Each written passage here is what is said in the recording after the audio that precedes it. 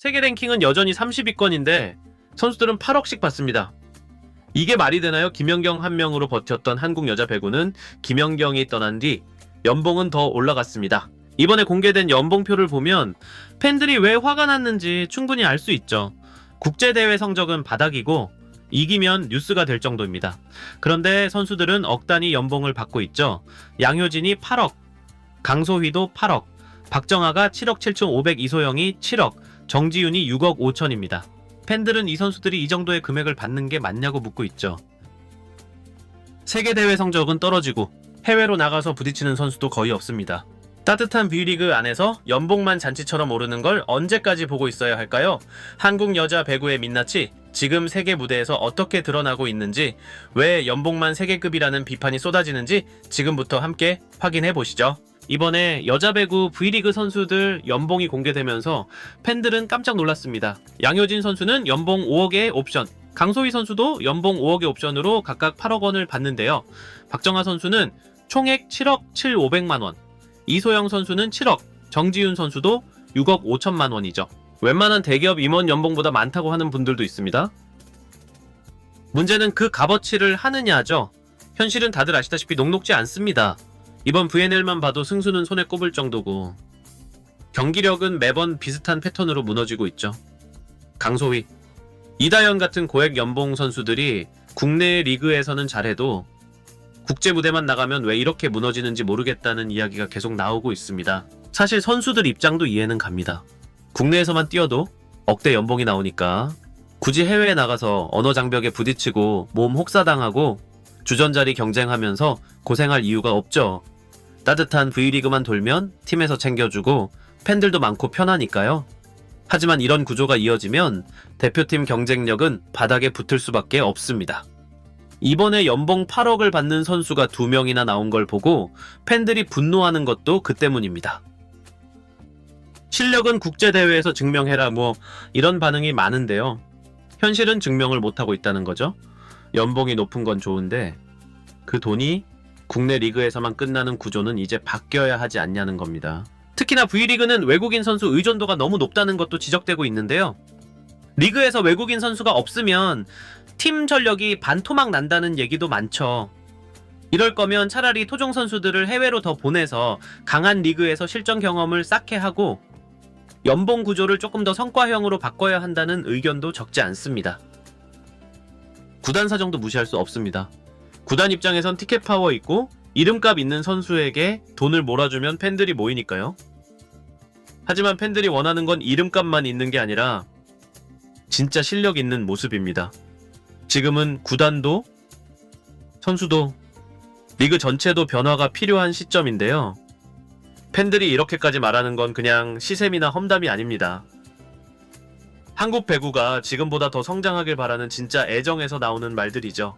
그게 이번 연봉 논란의 핵심입니다. 지금까지는 선수들이 잘하면 연봉이 올라가는 구조였다면 이제는 국제대회에서 뭔가 증명을 해야 연봉도 따라가는 구조로 바뀌어야 한다는 말이 계속 나오고 있죠. 실력으로 보여주면 연봉이 아무리 올라가도 욕 안 먹을 겁니다. 그런데 보여주지 못하면 논란은 계속될 수밖에 없죠. 결국 팬들이 원하는 건 하나인데요. 제발 실력으로 증명해달라. 이게 이번 논란의 시작이자 끝입니다. 특히 이번 논란에서 가장 많이 거론되는 이름은 박정아, 이소영, 정지윤 같은 선수들인데요. 박정아 선수는 이번 시즌 연봉만 4억 7,500만 원, 여기에 옵션까지 포함하면 7억 7,500만 원을 받는다고 알려졌습니다. 이소영 선수도 IBK 기업은행에서 연봉 4억 5천만 원, 옵션 포함 7억 원 수준이죠. 정지윤 선수도 아직 어린 나이지만 연봉 4억 5천만 원에 옵션까지 하면 6억 5천만 원이 됩니다.